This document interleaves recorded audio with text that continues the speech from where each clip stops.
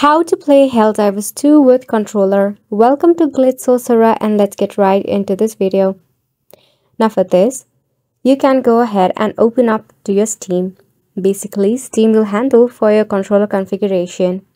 Select on your Steam logo and hit on the settings button. From the list of options, you can select on the option of controller. Now right here, you need to enable some of this option.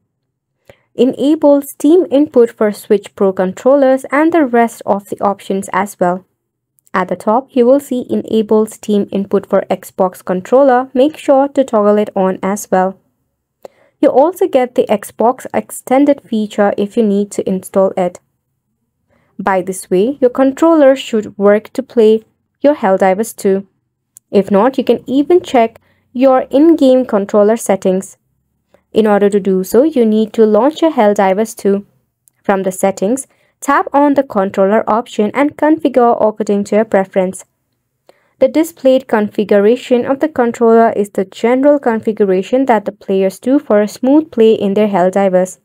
So you can check this configuration out as well. Which brings us to the end of the video. Thank you so much for tuning in. Make sure to hit the like and subscribe to us.